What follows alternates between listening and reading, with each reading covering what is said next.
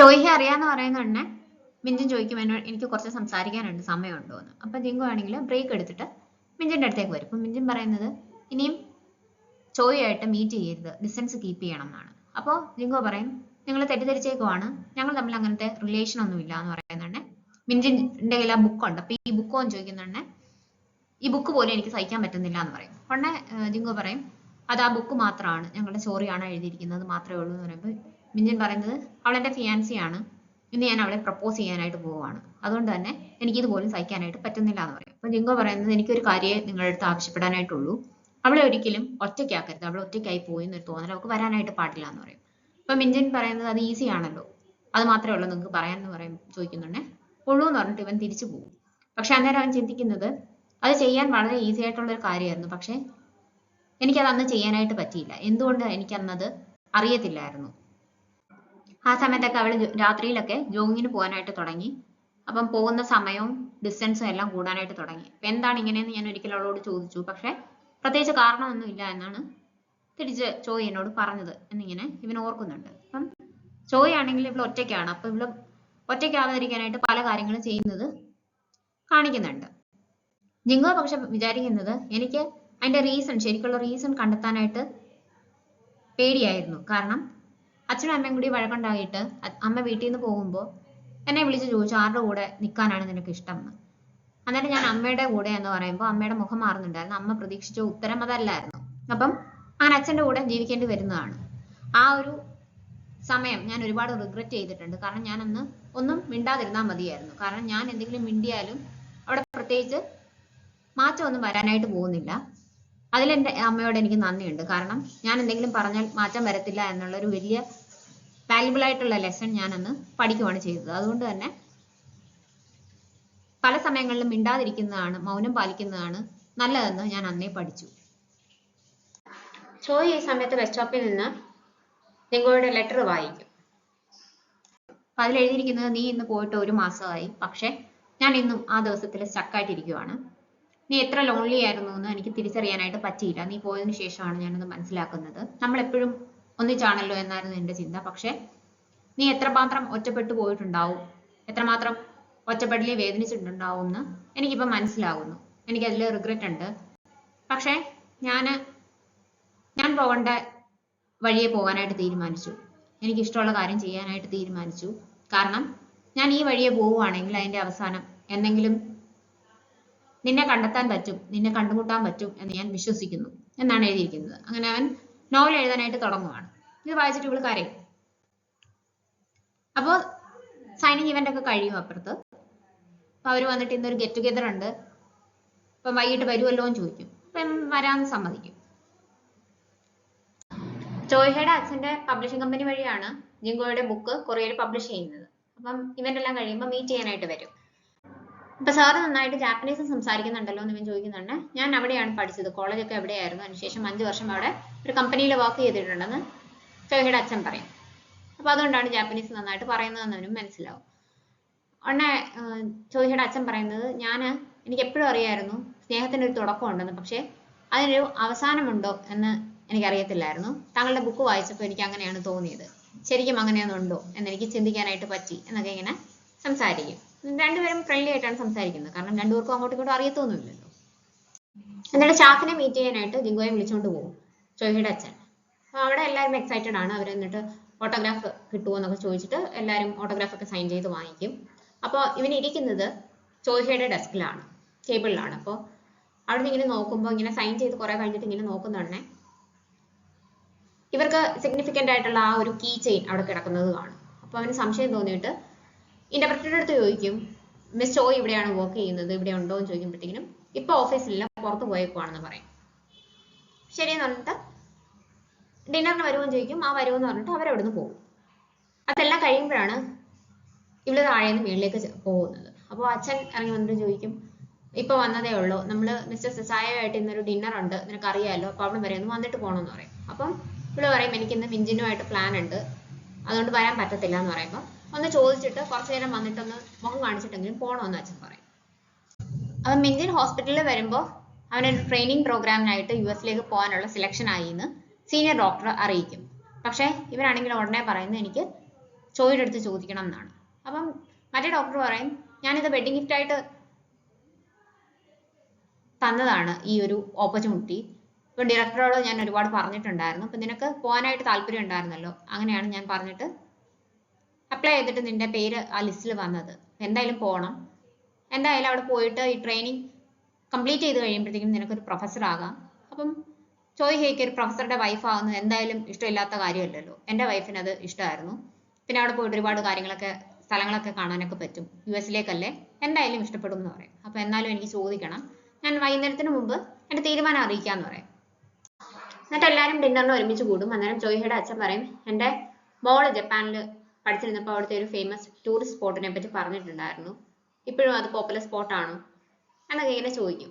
എൻ്റെ മോൾ ഇവിടെയാണ് വർക്ക് ചെയ്യുന്നത്, എൻ്റെ കൂടെ തന്നെയാണ്, പബ്ലിഷിംഗ് കമ്പനിയിൽ തന്നെയാണ്. ആദ്യത്തെ ദിവസം മീറ്റ് ചെയ്ത് ഇന്റർപ്രറ്ററെ ഓർമ്മയുണ്ടോ, അതെൻ്റെ മോളാണെന്ന് പറയും. അപ്പോഴാണ് ജിങ്കോയ്ക്ക് മനസ്സിലാകുന്നത് ഇത് ചോയ്ഹയുടെ അച്ഛനാണെന്ന്. അന്നേരം അവൾ അങ്ങോട്ടേക്ക് വരും. വരുന്ന തന്നെ മിസ്റ്റർ യൂൺ എഴുന്നേറ്റിട്ട് സീറ്റ് മാറി കൊടുക്കും. അപ്പൊ അച്ഛൻ്റെ അടുത്തുള്ള സീറ്റിലാണ് ചോയ്ഹെ ഇരിക്കുന്നത്. പിന്നെ ഒരു സീറ്റ് ഒഴിവുള്ളത് സെസയുടെ അടുത്താണ്. അപ്പൊ അവിടെ പോയി നിന്നിട്ട് നമുക്ക് കേക്ക് കട്ട് ചെയ്യാം, അപ്പൊ അവന്റെ ബർത്ത്ഡേ ആണെന്ന്, കേക്ക് കട്ട് ചെയ്യാന്ന് പറഞ്ഞിട്ട് കേക്ക് ഒക്കെ കൊണ്ടുവരും. കേക്ക് കൊണ്ടുവരുമ്പോൾ ഇവനിങ്ങനെ കേക്ക് നോക്കുന്നുണ്ടെ പണ്ട് ഇവര് ഒന്നിച്ച് പോയിരുന്നപ്പോൾ വാങ്ങിക്കാൻ പറ്റാതിരുന്ന കേക്കാണ്, അമ്മൂമ്മ എപ്പോഴും ഉണ്ടാക്കി കൊടുത്തിരുന്ന കേക്കാണ്. അപ്പൊ എനിക്ക് ഈ കേക്ക് ഇഷ്ടമാണെന്ന് പറയുമ്പോഴത്തേക്കും മിസ്റ്റർ യൂൺ പറയും ഇത് മിസ്റ്റർ പ്രത്യേകമായിട്ട് പറഞ്ഞിട്ട് ഞാൻ വാങ്ങിച്ചതാണെന്ന് പറയും. അപ്പൊ ഇതിന്റെ ഇടയ്ക്ക് ഇവള് ഫോൺ ചെയ്യുന്ന കാണിക്കുന്നുണ്ട്.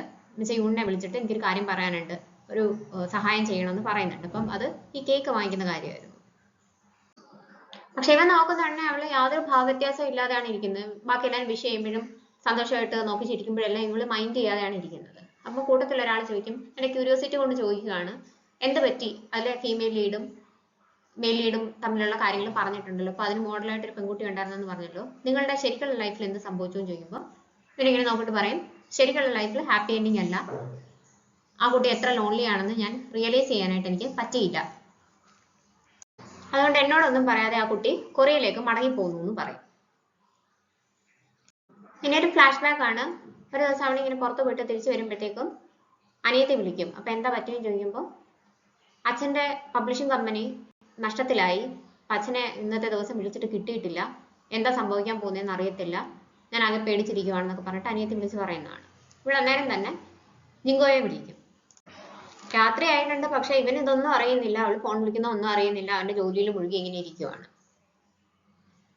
ഇവൻ പിന്നെ രാത്രിയായിട്ടാണ് വീട്ടിൽ വരുന്നത്. വരുമ്പം ഇവൾ ഉറങ്ങിയിട്ടുണ്ടാവില്ല. അപ്പൊ ഇതുവരെ കിടന്നില്ലേന്ന് ചോദിക്കുമ്പോൾ അവൾ ഇല്ല എന്ന് പറയും. അപ്പം ഒരു സ്റ്റാർ റൈറ്റർ ഉണ്ടായിരുന്നു ഞങ്ങളുടെ പബ്ലിഷിംഗ് കമ്പനിയിൽ, പുള്ളിക്കാരൻ മരിച്ചുപോയി. അപ്പൊ എല്ലാവരും ഫ്യൂണറലിന് പോയേക്കുമായിരുന്നു, എനിക്ക് പോകാനായിട്ട് പറ്റിയില്ല, പേഴ്സണലി എനിക്ക് അറിയായിരുന്നു, അതുകൊണ്ട് ഞാൻ ഒറ്റയ്ക്ക് ആയിപ്പോയി ഓഫീസിൽ. അപ്പം പ്രസ് എന്നൊക്കെ ഒരുപാട് ഫോൺ കോൾസ് വരുന്നുണ്ടായിരുന്നു, അതൊക്കെ ഞാനാണ് അറ്റൻഡ് ചെയ്തതെന്ന് പറയും. ഉടനെ ഇവള് പറയും ആ ശരിയാണ്, എപ്പോഴും ഇതുപോലെ എന്തെങ്കിലും റീസൺ കാണും എന്ന് പറയുമ്പോൾ എനിക്ക് പേഴ്സണലി അറിയാവുന്ന ആളായിരുന്നു എന്ന് പറയുമ്പോൾ അവൾ പറയും ശരിയാണ്, എല്ലാ കാര്യങ്ങളും പ്രാധാന്യമുള്ളതാണ്, ഞാൻ ഒഴിച്ച് എൻ്റെ കാര്യം മാത്രം അന്വേഷിക്കാനും ഒന്നും സമയമില്ല, അപ്പൊ ഞാൻ മാത്രമേ ഉണ്ടായിരുന്നുള്ളൂ ഓഫീസിൽ എന്ന് പറയുമ്പം അത് എന്നെ വിളിക്കാതിരിക്കാനുള്ള എക്സ്ക്യൂസ് ആണോ, എപ്പോഴെങ്കിലും ഒന്ന് എന്നെ വിളിച്ചുകൂടായിരുന്നോ, ഞാൻ അങ്ങോട്ട് വിളിച്ചിട്ടുണ്ടായിരുന്നല്ലോ, എനിക്കിപ്പോൾ എന്താണ് തോന്നുന്നതെന്ന് അറിയാവോ, എന്നെ ഇങ്ങനെ ഇവിടെ ഒറ്റയ്ക്കാക്കിയിട്ട് പോകരുത് ഞാൻ എത്ര പ്രാവശ്യം പറഞ്ഞിട്ടുണ്ട്, എനിക്കറിയാൻ വയ്യാത്തൊരു സ്ഥലത്ത് ഞാൻ ഒറ്റയ്ക്കായി പോവുകയാണ്, എനിക്ക് ലോൺലിനെസ് ഫീൽ ചെയ്യുന്നു എന്ന് ഞാൻ ഒരുപാട് പ്രാവശ്യം പറഞ്ഞിട്ടുണ്ട്, ഇങ്ങനെ ചെയ്യരുതെന്ന് ഞാൻ പറഞ്ഞിട്ടുണ്ട്, അതൊന്നും കേൾക്കാനും എന്നെ ഒന്ന് പരിഗണിക്കാനും നിനക്ക് പറ്റുന്നില്ല അല്ലേ എന്നൊക്കെ പറഞ്ഞിട്ട് ദേഷ്യപ്പെടും. എന്നിട്ട് ഞാൻ മാത്രം എന്തിനാണ് എപ്പോഴും വെയിറ്റ് ചെയ്യുന്നത്, എനിക്ക് മാത്രമേ എപ്പോഴും കൺസേൺ ഉള്ളൂ, ഞാൻ മാത്രം എപ്പോഴും നിന്റെ കാര്യം ഓർത്ത് ആദ്യം പിടിച്ചിരിക്കണം, നിനക്ക് അങ്ങനെ ഒന്നും ഇല്ലല്ലോ എന്നെല്ലാം പറയുമ്പോഴത്തേക്കിനും അവൻ തിരിച്ചു ചോദിക്കുന്നത് ഞാൻ കാര്യങ്ങളൊക്കെ പറഞ്ഞില്ലേ, നിനക്ക് കുറച്ചും കൂടി അണ്ടർസ്റ്റാൻഡിങ് ആയിക്കൂടെ, ഒന്ന് മനസ്സിലാക്കാനായിട്ട് ശ്രമിച്ചുകൂടെ ചോദിക്കും. അപ്പം ഇത് കേൾക്കുമ്പോൾ ഇവർക്ക് അങ്ങ് ദേഷ്യം വരും. ഇവിടെ ചോദിക്കുന്നത് ഒരു സോറി പറയാനായിട്ട് ഇത്ര പാടാണോ, തെറ്റ് നിന്റെ ഭാഗത്താണ്, അപ്പം നിനക്കൊരു സോറി പറയാനായിട്ട് ഒരിക്കലും പറ്റത്തില്ല, അതെന്തുകൊണ്ടാണ് പറ്റാത്തത്, എപ്പോഴും ഞാനൊരു സോറി ഡിസേർവ് ചെയ്യുമ്പോൾ എൻ്റെ ഭാഗത്താണ് തെറ്റെന്ന് നീ വരുത്തി തീർക്കാനാണ് ശ്രമിക്കുന്നത്, പക്ഷെ തെറ്റ് നിന്റെ ഭാഗത്താണ്, നീ എന്നോട് ക്ഷമ ചോദിക്കണം എന്നിങ്ങനെ ദേഷ്യപ്പെട്ട് പറഞ്ഞിട്ട് പോയി നിന്ന് കരയും. ഇത് കാണുന്നുണ്ട് ഇവൻ ചോദിക്കും വീട്ടിൽ എന്തെങ്കിലും പറ്റിയോ എന്ന്.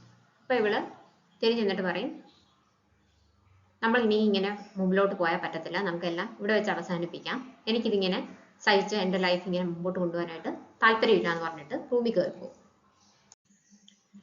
അപ്പോ ആ ചോദിച്ച ആളുടെ അടുത്ത് അവളുടെ ലോൺലിനെസ് എനിക്ക് മനസ്സിലാക്കാനായിട്ട് പറ്റിയില്ല എന്ന് ജിങ്കോ പറയുന്നുണ്ടല്ലോ. അപ്പൊ ഇത് കേൾക്കുന്നുണ്ടെ ചോദിക്കും അതിനർത്ഥം നിങ്ങൾക്ക് അവളോടുള്ള സ്നേഹം മാറിയിട്ടുണ്ട്, നിങ്ങളുടെ സ്നേഹം ചേഞ്ച് ചെയ്തിട്ടുണ്ടെന്നല്ലേ അതിന്റെ അർത്ഥം എന്ന് ചോദിക്കും. ഉടനെ ജിങ്കോ പറയും അങ്ങനെയല്ല, ഒരിക്കലും അല്ല, അവളോടുള്ള എൻ്റെ സ്നേഹം ഒരിക്കലും മാറിയിട്ടില്ല എന്ന് പറയും.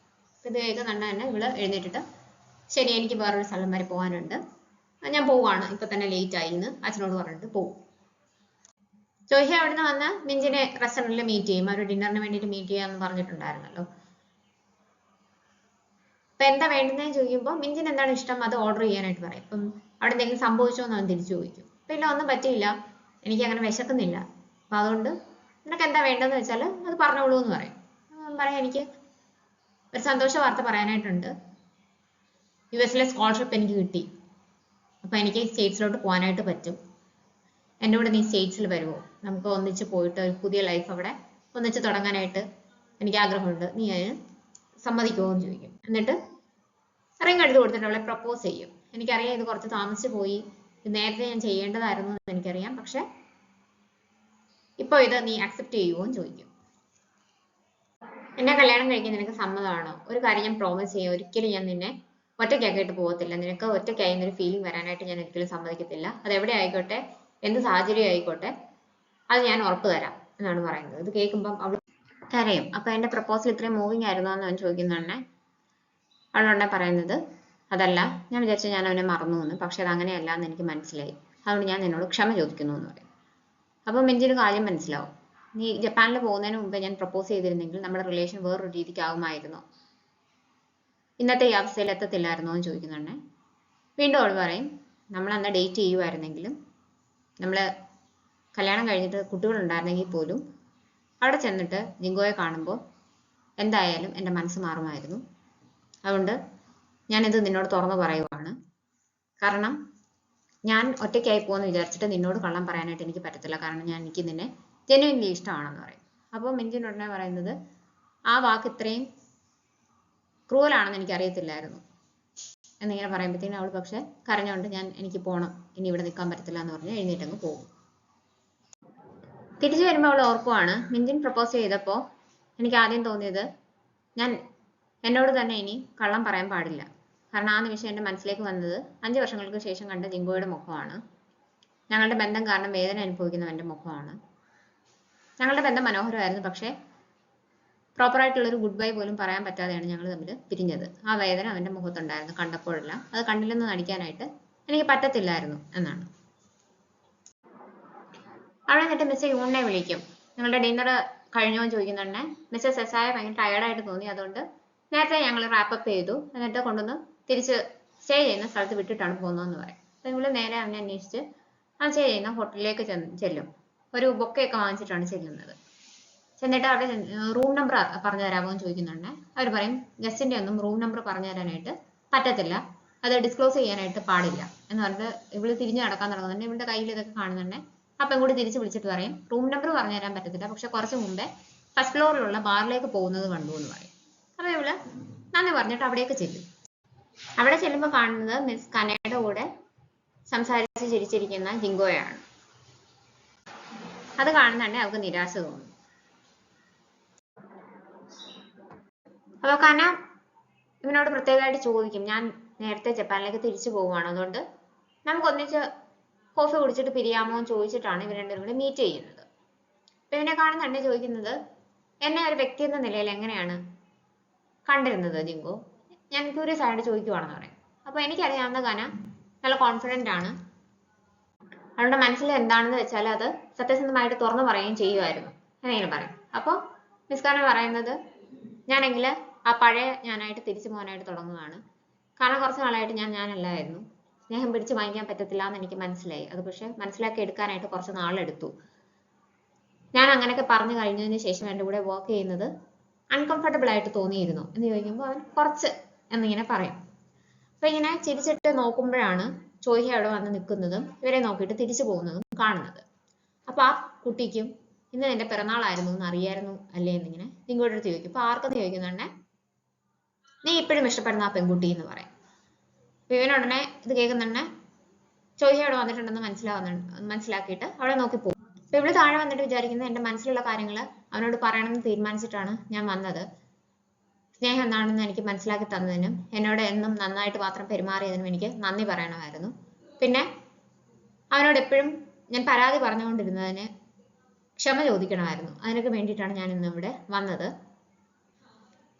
ഒരിക്കലും ഒരു ആള് പറഞ്ഞിട്ടുണ്ട്, ചിലപ്പോൾ നമ്മൾ ഒരുപാട് ആഗ്രഹിച്ച ഒരു കാര്യം കിട്ടാതെ പോകുന്നത് ഒരു ബ്ലെസ്സിങ് ആയിരിക്കാം എന്ന് പറഞ്ഞിട്ടുണ്ട്. അപ്പൊ അതും എനിക്ക് അവനോട് പറയണമായിരുന്നു. കാരണം നമുക്ക് ഇനി റിഗ്രറ്റ്സ് ഒന്നും പാടില്ല എന്ന് പറഞ്ഞതിന് ശേഷം പിരിയാനായിരുന്നു എനിക്ക് ആഗ്രഹം. എന്നിങ്ങനെ ആലോചിച്ചുകൊണ്ടാണ് അവള് കാർ എടുത്തുകൊണ്ട് പോകുന്നത്. അങ്ങനെയാണ് ജിങ്കു അവിടേക്ക് വരുന്നത്. പക്ഷെ അന്നേരത്തേക്ക് അവള് പോയിട്ടുണ്ടാവും. ജിങ്കു അന്നേരം വിചാരിക്കുന്നത് ചോയ് അറിയാൻ വയ്യാത്ത ഒരു രാജ്യത്ത് വന്ന് ഒറ്റപ്പെട്ടു പോയി. അത് പക്ഷെ എനിക്ക് മനസ്സിലാക്കാനായിട്ട് പറ്റിയില്ല. ഞാൻ വിചാരിച്ചിരുന്നത് അവള് സ്വന്തം കാര്യത്തെപ്പറ്റി മാത്രമേ ചിന്തിക്കുന്നുള്ളൂ, എന്നെ അല്പം പോലും മനസ്സിലാക്കാൻ ശ്രമിക്കുന്നില്ല എന്നാണ്. പക്ഷെ അത് തെറ്റായിരുന്നു. അങ്ങനെ ഒരാൾക്ക് വേറൊരു സ്ഥലത്ത് വന്ന് പെടുമ്പോൾ എന്തൊക്കെ ബുദ്ധിമുട്ടുകൾ ഉണ്ടാവുമെന്ന് ഞാൻ തിരിച്ചറിയണമായിരുന്നു. ഞാൻ വിചാരിച്ചിരുന്നത് ഞങ്ങൾ ഒന്നിച്ചാണല്ലോ താമസം എന്ന് മാത്രമാണ്. പക്ഷെ മനസ്സുകൊണ്ട് എത്രമാത്രം ഞങ്ങൾ അകന്നു പോയിരുന്നു ഈ പ്രശ്നങ്ങൾക്കിടയിൽ നിന്ന് എനിക്ക് മനസ്സിലാക്കാനായിട്ട് പറ്റിയില്ല. അതൊക്കെ മനസ്സിലാക്കി വന്നപ്പോഴത്തേക്കും ഒരുപാട് വൈകിപ്പോയിരുന്നു.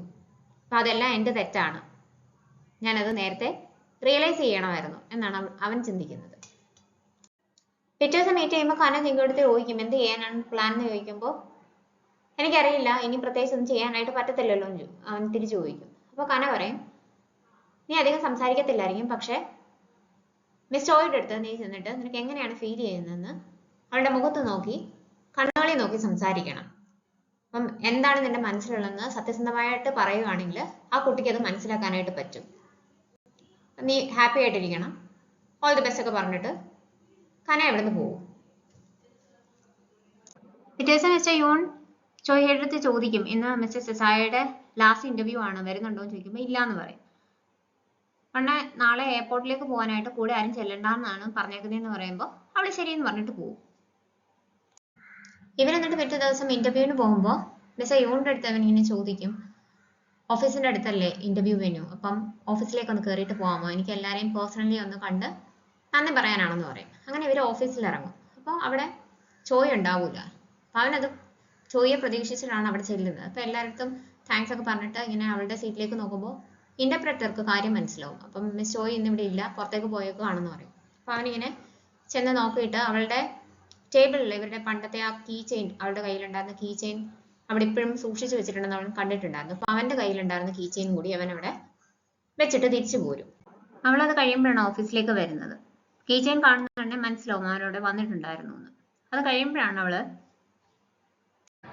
ബുക്ക് വായിക്കാനായിട്ട് എടുക്കുന്നത്. ഇന്റർവ്യൂ തീരാറാവുന്ന തന്നെ ഇനി ഒരു ചോദ്യം കൂടിയേ ഉള്ളൂ. അത് ബുക്കിന്റെ ടൈറ്റിലിനെ പറ്റിയാണ്. ആ ഒരു ടൈറ്റിലിന് സിഗ്നിഫിക്കൻസ് ഉണ്ടെന്ന് എനിക്ക് തോന്നുന്നു.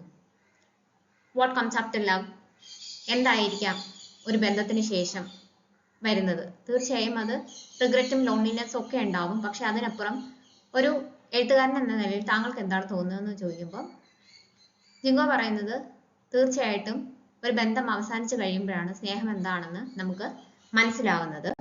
അത് സംഭവിക്കുന്നത് നമ്മുടെ റിഗ്രറ്റിൽ നിന്നാണ്. നമുക്ക് എത്രയും ആഴത്തിലായിരുന്നോ നമ്മുടെ സ്നേഹം, അത്രയും ആഴത്തിൽ നമുക്ക് റിഗ്രറ്റ് ഉണ്ടാവും എന്ന് പറയും. പിന്നെ അവൻ ഓർക്കുന്നത് ഞാൻ കണ്ടിട്ടുള്ളതിൽ ഏറ്റവും മനോഹരവും ജെന്യുവിനുമായിട്ടുള്ള പുഞ്ചിരി ചോയ്ഹയുടേതായിരുന്നു. പക്ഷെ കുറെ നാൾ കഴിഞ്ഞപ്പോൾ ആ പുഞ്ചിരി മാഞ്ഞു പോയി, അവൾ പിന്നെ ചിരിക്കാതായി. അത് ഞാൻ തിരിച്ചറിയാനായിട്ട് ഒരുപാട് വൈകിപ്പോയി എന്നാണ്.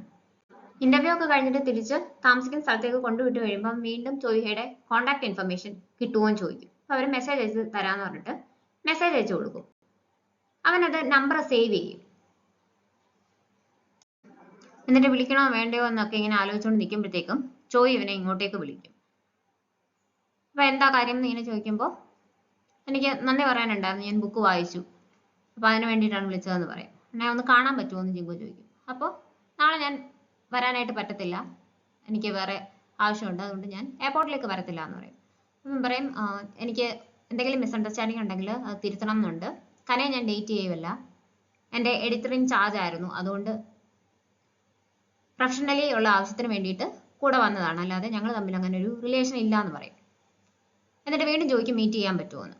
അപ്പൊ ഇപ്പൊ എവിടെയാണെന്നാണ് അവൾ തിരിച്ചു ചോദിക്കുന്നത്. അങ്ങനെ ഇവര് മീറ്റ് ചെയ്യാനായിട്ട് തീരുമാനിക്കും. വന്നതിന് നന്ദിന്ന് ജിങ്കോ പറയുമ്പോൾ ചോയ്ഹ പറയുന്നത് എനിക്ക് അധികം സമയം ഇരിക്കാനായിട്ട് പറ്റത്തില്ല, എനിക്ക് എൻ്റെ ബോയ് ഫ്രണ്ടിന്റെ കൂടെ പ്ലാൻസ് ഉണ്ട്, അപ്പം എനിക്ക് പെട്ടെന്ന് തന്നെ പോകണം എന്ന് പറയും.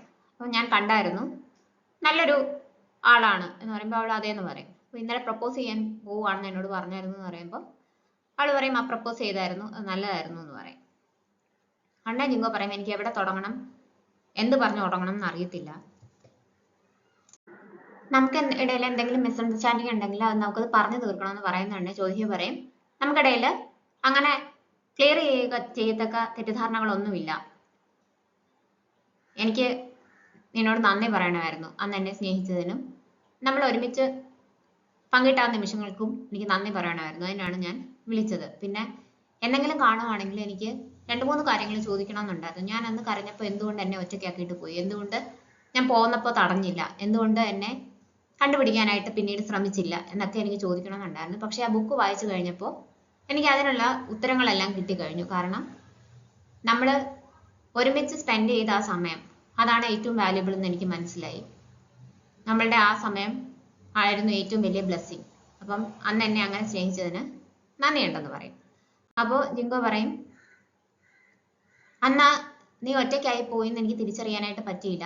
നിന്റെ ലോൺലിനെസ് അത്രയും സീരിയസ് ആയിട്ട് എടുക്കേണ്ട ഒരു കാര്യമാണെന്ന് എനിക്കറിയത്തില്ലായിരുന്നു. അതിന് ഞാൻ ക്ഷമ ചോദിക്കുന്നു എന്ന് പറയും. അപ്പോൾ അവള് പറയുന്നത് നമ്മൾ ഒന്നിച്ചുണ്ടായിരുന്ന ആ സമയം അതിനെപ്പറ്റി ഇത്ര മനോഹരമായിട്ടൊരു ബുക്ക് എഴുതിയതിനും നന്ദിയുണ്ടെന്ന് പറയും.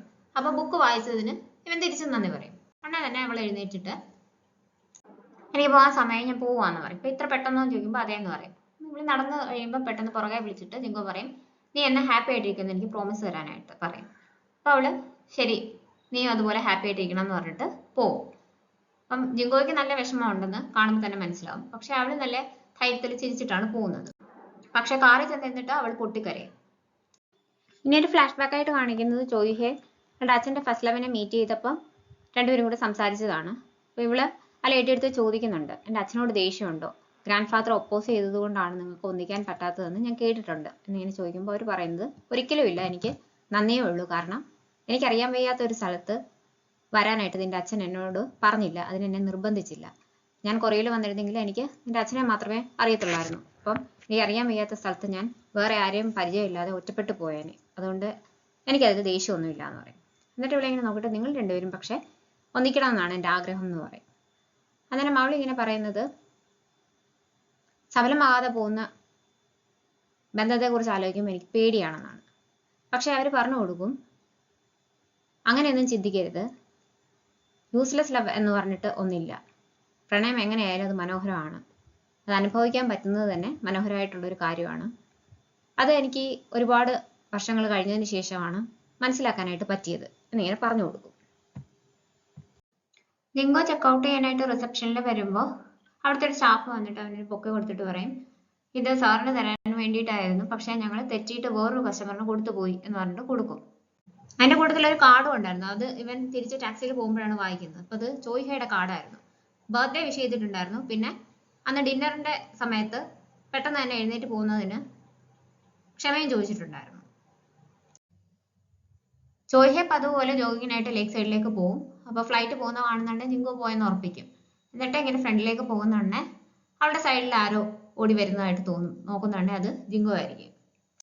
ജിങ്കോ എന്നിട്ട് അവളുടെ അടുത്ത് പറയും നീ പോകുന്നതിന് ശേഷം എല്ലാ ദിവസവും ജോഗിങ്ങിന് പോയിരുന്ന ആ പാർക്കിൽ ഞാനും ജോഗിങ്ങിനായിട്ട് ചെയ്യാനായിട്ട് തുടങ്ങി. പക്ഷെ ആദ്യമൊന്നും എനിക്ക് മനസ്സിലായില്ല. കുറച്ച് നാൾ കഴിഞ്ഞപ്പോൾ എനിക്ക് മനസ്സിലായി നിന്റെ ഫീലിങ്സ് എന്തായിരുന്നു ആ സമയത്ത്, നിന്നെ വിഷമിപ്പിച്ചത് എന്തായിരുന്നു എന്നൊക്കെ എനിക്ക് തിരിച്ചറിയാനായിട്ട് പറ്റി.